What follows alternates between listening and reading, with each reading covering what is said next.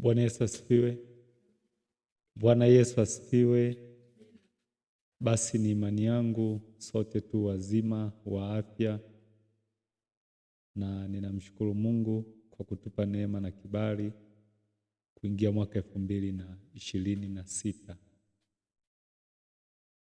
Basi siku ya leo naomba nialike mtumishi wa Mungu akaombe na akafungue kipindi kwa maombi, na baada ya maombi tutaendelea na utaratibu ambao Mungu ametupa neema na kibali siku ya leo.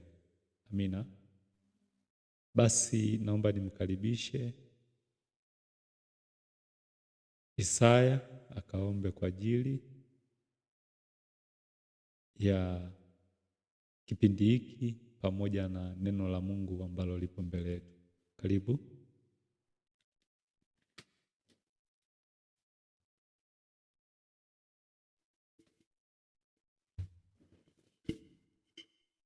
Tuombe. Asante Mungu mtakatifu, ulitupatia kibali na neema. Wakati huu tuko mahali hapa, tunaamini kwa katikati yetu. Tunaomba sasa ukapate kubariki mtumishi wako na kwenda kuleta neno hili mbele zetu. Likafanyike baraka katika maisha yetu, likalete majibu ya maswali na mambo tunayoomba. Tunakuamini kupitia jina takatifu la Yesu Kristo nimeomba. Amen. Bwana Yesu asifiwe. Basi unapotutazama wakati huu, karibu kwenye kipindi cha Yesu njia ya uzima, na tunaenda kuwa na mtumishi wa Mungu mahali hapa. Analo neno kwa ajili yako. Tunaamini neno ni uzima, neno ni majibu, neno ni mwanga. Unaweza kuwa unaomba, unajiuliza maswali mengi lakini hujapata maana ya kile ambacho unakiomba. Yaani maanisha kuwa unaomba hujapata kile unachokiomba. Hatujibii tu kupitia maombi, ila pia neno la Mungu linaposemwa inaweza kuwa ni jibu lako moja kwa moja, kwa sababu Mungu anasema na sisi kupitia sauti yake direct, kama alivyokuwa akiongea na Yohana kwenye kisiwa cha Patmo. Lakini pia Mungu anazungumza na sisi kupitia neno lake. Kwa hiyo sasa tunapenda kusikia neno la Mungu. Ukae tayari, huenda katika neno hili ukapata kitu ambacho Mungu amekusudia kwako. Yesu asifiwe. Kwa sababu kuna wakati Mungu atatupitisha kwenye mambo fulani ambayo ana makusudi ya yeye sisi tupite pale. Na kwa hiyo hatupasi kuhofu chochote, tunatakiwa kuliangalia neno lake. Kwa sababu mtoto anaporushwa na mama yake juu, anacheka kwa sababu anajua wa kunidaka yupo. Lakini kama huyu mtoto angerushwa afa kumdaka asingekuwepo, basi mtoto angelia. Kwa hiyo tunapopitia kwenye mambo ambayo ni changamoto kwetu, hatuhofu kwa sababu wa kututoa pale tena yupo. Biblia imesema kwamba Mungu akifanya jaribu anafanya pia na mlango wa nini? Wa kutokea. Kwa hiyo usihofu, ndio maana akaleta neno lake tupate kulisikia na kulielewa. Na Yesu akasema kwamba heri anayesikia na kutenda kile ambacho kimesemwa na yeye. Amesema atafananishwa na mtu ambaye amejenga nyumba yake juu ya mwamba.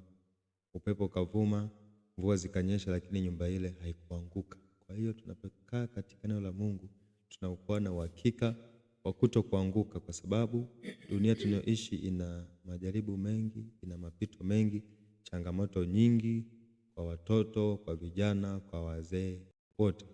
Lakini tunapokaa katika neno la Mungu tunaweza kupata msaada utokao kwa Mungu. Bwana Yesu asifiwe. Kwa hiyo nguvu ya Mungu katika neno lake. Neno la Mungu ndilo lilitumika kuweza kuumba. Mungu akasema na iwe nuru. Hapakuwahi kutokea nuru, lakini kupitia neno la Mungu nuru ikawepo.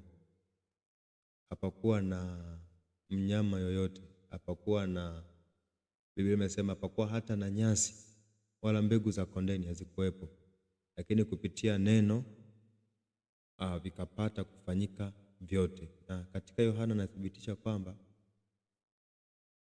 vyote vilifanyika kwa huyo neno, na pasipo neno hakikufanyika chochote kilichoweza kufanyika. Kwa hiyo ili kitu chochote kifanyike katika maisha yetu, ili tupate matokeo ambayo tujawahi kuyapata katika maisha yetu, neno la Mungu ni lazima lifanyeje?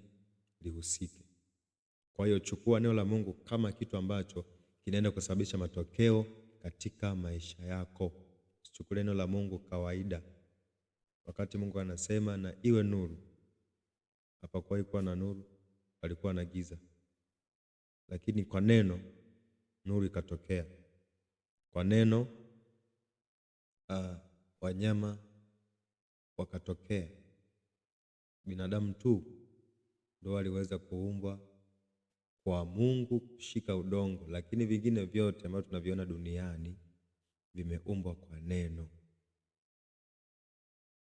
Hata katika maisha yako kuna mambo umeyaona hayako sawa. Wenda ni mtu tu alikaa katamka maneno under the influence of a certain power na yakakupata.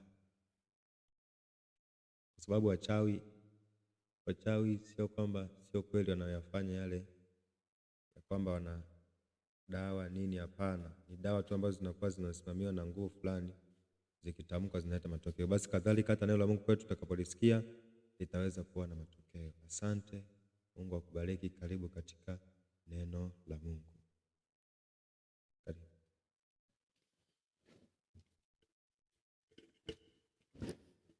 Bwana Yesu asifiwe. Bwana Yesu asifiwe, watumishi wa Mungu. Bwana Yesu asifiwe tena.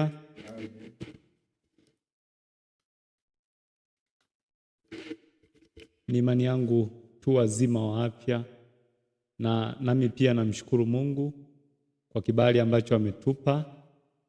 Kama ambavyo mtumishi wa Mungu ametangulia kusema, amezungumza maneno ya Mungu ambayo kiuhalisia kama umemfuatilia kwa makini, ni imani yangu kuna jambo umeweza kujifunza. Bwana Yesu asifiwe sana. Basi siku ya leo, kwa sababu ndipo tunauanza mwaka mpya, nadhani ni siku ya kwanza kabisa tangu kuingia mwaka 2016 kufanya ibada hii. Basi siku ya leo tukajifunze namna ya kuanza mwaka mpya, mwaka 2026, ili uweze kuanza na Mungu. Kichwa cha somo utaandika kwamba unaandika hapo ulipo kwamba namna ya kuanza mwaka 2026 kiwa na Mungu. Bwana Yesu asifiwe sana. Wapo ambao wameanza mwaka 2026 kwa kushirikiana na nguvu za giza. Wapo wengine ambao mwaka ulipoanza tu mwaka 2026 mwezi wa kwanza walienda kwa waganga wa kienyeji ili kujitengenezea mazingira, kwa sababu wanategemea huko. Nasi tunaenda leo kujifunza namna ya kuanza mwaka 2026 huku ukiwa unamtumikia Mungu. Bwana Yesu asifiwe sana. Kitu cha kwanza kabisa, neno limekwisha kuombewa na mtumishi wa Mungu. Kitu cha kwanza, namna ya kuanza mwaka 2026 huku ukimtumikia Mungu, ni lazima kwanza ujue nini maana ya mwaka mpya. Tunaposema mwaka mpya, maana yake ni imani yetu kwamba hata akili zetu zinakuwa ni mpya, fursa zinakuwa ni mpya, mazingira pia ni imani yangu pia, hata kama yasipobadilika, lakini kuna namna fulani, kuna mabadiliko ndani ya mtu ambao atayaona. Bwana Yesu asifiwe sana. Na usikubali mwaka uliopita ukafanana na mwaka huu ambao upo sasa, kwa sababu kwa kufanya hivyo hautakuwa umepokea mabadiliko yoyote. Bwana Yesu asifiwe. Basi anza mwaka 2026 huku kimtumikia Mungu kwa imani, kwa bidii, kwa juhudi. Namna kuanza mwaka 2026. Kitu cha kwanza kabisa tukaone Biblia, kwa sababu tunajifunza neno la Mungu. Hatujifunzi gazeti wala hatusomi vitabu kama vya geography, economics na vinginevyo, isipokuwa tunajifunza neno la Mungu, na ni lazima tulifae katika maneno ya Mungu ambayo ni Biblia. Bwana Yesu asifiwe sana. Basi kwa ambaye una Biblia hapo ulipo, ndugu mpendwa mtazamaji ambaye unatutazama huko ulipo, unaweza ukafungua Biblia yako katika kile kitabu cha Timotheo wa pili sura ile ya 3 mstari wa 16 hadi 17 tukaone. Lakini kitu cha kwanza ni lazima usome neno. Bwana Yesu asifiwe sana. Ili uweze kuanza mwaka 2026 ni lazima uwe ni mtu wa kusoma neno. Amen. Taomba saidie kufungua hapo Timotheo wa pili 3 mstari ule wa 16 mpaka 17 tukaone neno la Mungu linasemaje. Lakini kumbuka, somo ni namna ya kuanza mwaka 2026, kuanza mwaka mpya huku ukiwa unamtumikia Mungu. Amina. Amina. Amina. Nitaomba. Amina. Kila andiko lenye pumzi ya Mungu lafaa kwa mafundisho na kwa kuonya watu makosa yao na kwa kuwaongoza na kwa kuwabadilisha katika haki, ili kila mtu wa Mungu awe kamili, amekamilishwa, apate kutenda tendo jema. Bwana Yesu asifiwe sana. Nadhani mpaka hapo tumejua kwamba neno la Mungu linatutaka tusome neno kwanza ili uweze kuanza mwaka 2026. Soma neno la Mungu. Amina. Kuna mtu mmoja akasema kwamba wewe upo jinsi ulivyo yani ukitaka kuwa mtu fulani lazima ujikite katika kusoma vitu fulani. Ukitaka kuwa daktari ni lazima usome mambo yanayohusiana na udaktari. Ukitaka uwe mwanabiolojia ni lazima usome biolojia. Sasa ukitaka uanze mwaka 2026 huku ukimtumikia Mungu, ni lazima ukubali kusoma neno la Mungu. Neno la Mungu tumejifunza kwa undani, tumeona kwa undani, na mwandishi ameandika kwa undani kwamba mwaka 2026 tamani kuanza kwa kusoma neno la Mungu, kwa sababu ndani ya neno la Mungu kuna maonyo, ndani ya neno la Mungu kuna nguvu, kwa sababu neno la Mungu ni pumzi iliyo na uhai ndani yake. Maana yake ukianza kwa kusoma neno la Mungu, ni imani yangu utakuwa na nguvu. Kuna maonyo ndani yake. Kuna wakati unaona hauwezi, neno la Mungu litakutia nguvu. Kuna wakati unaona wewe yani unaanza kujidharau, neno la Mungu litakufanya usiweze kujidharau, litakuonyesha, litakuwa kama dira. Daudi anasema, neno lako ni taa ya miguu yangu na ni mwangaza wa njia yangu. Manake neno la Mungu ni taa ya miguu yake, na anasema kwamba nitaliweka neno langu kwa wingi ndani ya moyo wangu ili nisije nikakutenda dhambi. Manake analiweka neno la Mungu katika mwili wake, analiambatanisha nalo katika maisha yake, shughuli zake zote anazozifanya akiwa na neno la Mungu. Kwa hiyo naomba nikusii ndugu mpendwa, anza mwaka 2026 kwa kujifunza neno la Mungu, kwa kusoma maneno ya Mungu kwa bidii na juhudi. Kumbuka, utamshinda shetani kwa kusoma neno la Mungu. Hautamshinda shetani labda kwa uzuri wako ulio nao, maybe kwa utajiri wako ulio nao, isipokuwa utamshinda shetani endapo tu kama utakuwa umejizatiti kwa kusoma neno la Mungu kwa bidii na juhudi. Bwana Yesu asifiwe sana. Bwana Yesu asifiwe sana. Jambo la pili, namna ya kuanza mwaka 2026, Jambo la pili, namna kuanza mwaka 2026 huku ukimtumikia Mungu kwa bidii na juhudi, ni lazima uwe mtu mwenye msamaha, mtu wa kutoa msamaha, mtu wa kuachilia, mtu ambaye upo tayari kusamehe wengine. Biblia inasema samehe 7 mara 70. Ndugu yako akikukosea, hata akija mara 100, maana yake bado hajafika ile 7 mara 70. Bwana Yesu asifiwe sana. Na inatakiwa iwe ni ndani ya siku moja. Kwa hiyo anza mwaka 2026 kwa kusamehe. Sahau yote ambayo umefanywa mwaka 2025. Kama kuna mtu alikukosea, aidha kwa makusudi au kwa bahati mbaya na unatambua, hebu anza kwa kumsamehe. Bwana Yesu asifiwe sana. Msamehe, kwa sababu usiposamehe na wewe hautasamehewa. Usiposamehe, kumbuka hata wewe hautasamehewa. Hebu tukafungue kitabu cha Luka sura ile ya 6 mstari wa 37. Tuone maandiko ya Mungu yanasemaje. Tuone neno la Mungu linataka nini? Neno la Mungu linasemaje? Bwana Yesu asifiwe sana. Bwana Yesu asifiwe.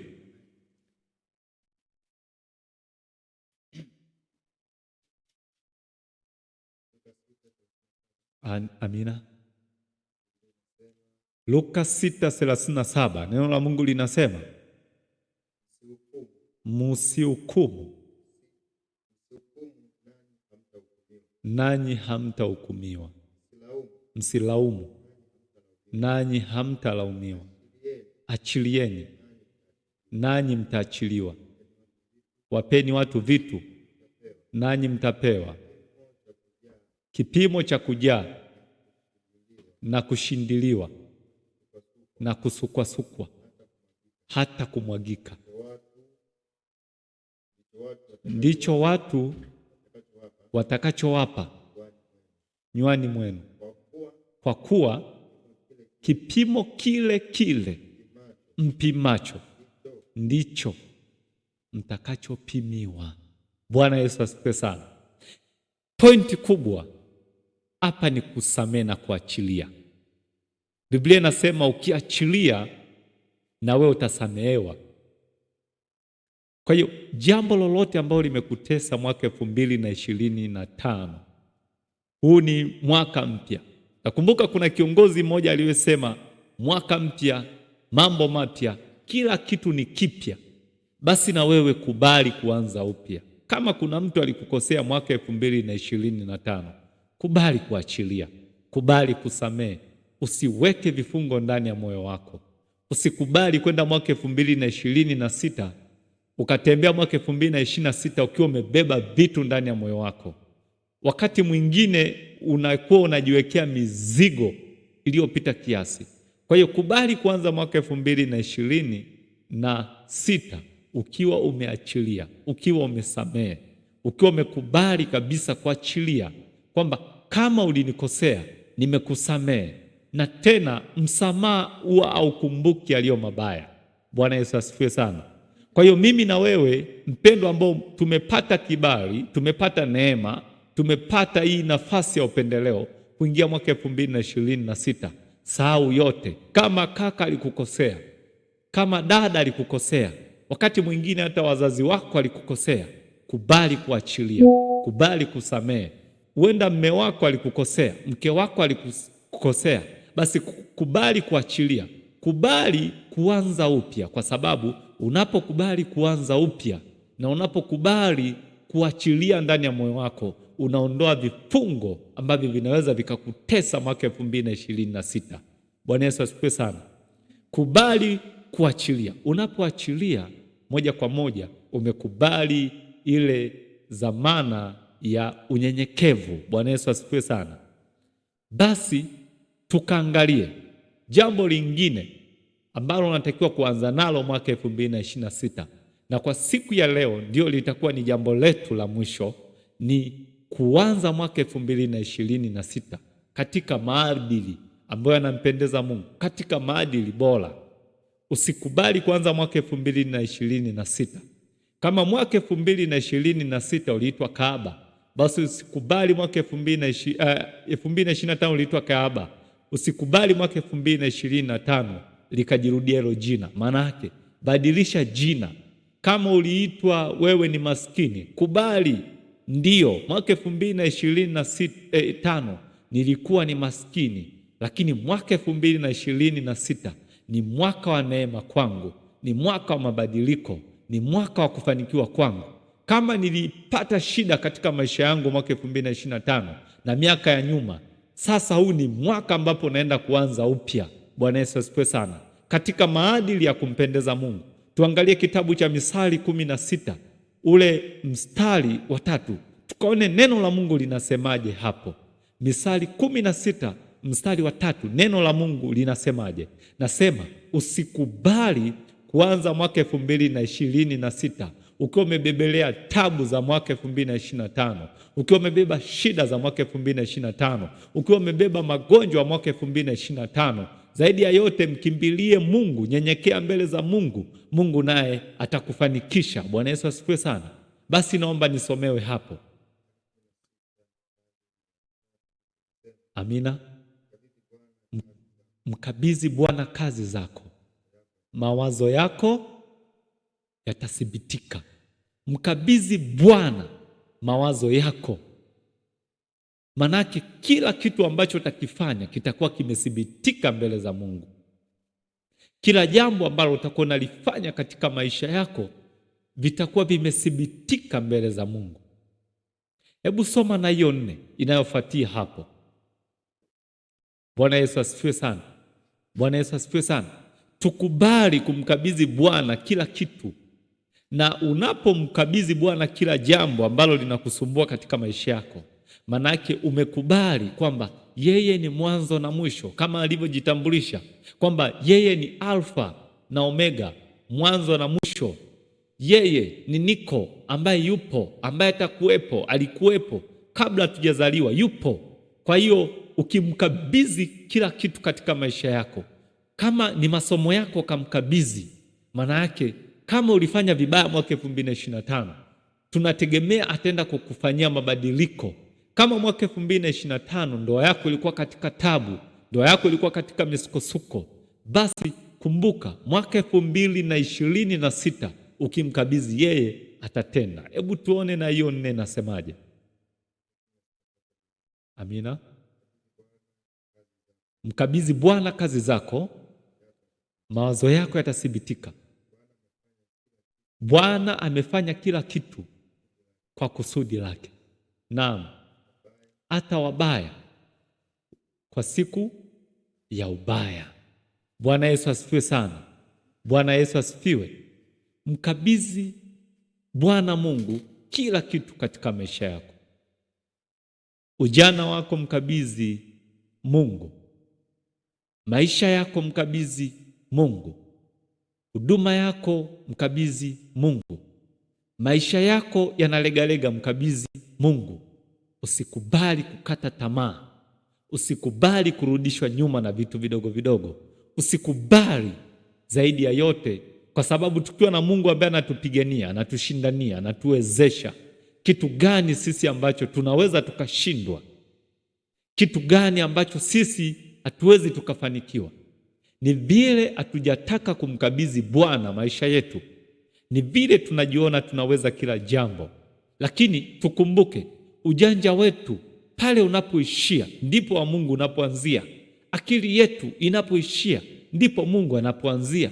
Na ndio maana kufikiri kwetu ni kama punje ndogo tu ya haradali, lakini kufikiri kwa Mungu hakufikiriki. Bwana Yesu asifiwe sana. Basi Mungu akubariki sana kwa wewe ambaye umekuwa ukitufuatilia siku ya leo. Mungu akubariki sana, akutie neema na nguvu na mamlaka, akupe neema ya kipekee. Mwaka 2026 ukawe ni mwaka wenye matumaini, ukawe ni mwaka wa mabadiliko, ukawe ni mwaka ambapo unaenda kuona mabadiliko kiuchumi, kihuduma. Bwana Yesu asifiwe. Basi ndugu mpendwa, hapo ulipo, naomba tukaombe na nikukabidhi mikononi mwa Mungu. Nikukabidhi kwa sababu anasema tumkabidhi kila kitu, yeye atatuwezesha. Tumkabidhi kila jambo, yeye atalifanikisha. Bwana Yesu asifiwe sana. Basi unaweza ukafunika macho yako hapo ulipo, mtumishi wa Mungu, nikaombe na kuahirisha kipindi hiki, na sio tu kukifunga, zaidi ya yote kikabaki ndani ya moyo wako. Kipindi hiki ukaona kikumbuka ndani ya moyo wako. Bwana Yesu asifiwe sana. Basi naomba ufunike macho yako hapo ulipo. Baba mwema, Mungu mtakatifu, uliyeketi mahali palipotukuka, tazama, unamjua mama huyu, unamjua kijana huyu, unamjua baba huyu, unamjua mtoto huyu na dada huyu, bibi huyu na babu huyu. Unawatambua vyema shida zao, tabu zao walizopitia mwaka 2025. Yamkini wameteswa na vitu ambavyo walikuwa wakilala wanahisi wananigwa, walikuwa wakilala wanahisi kuteseka, lakini Baba walikuwa wajui wapi pa kumkabidhi shida zao, ni wapi pa kupeleka shida zao, ni wapi pa kupeleka tabu zao, ni wapi pa kupeleka magonjwa yao. Baba, nami nawakabidhi mikononi mwako.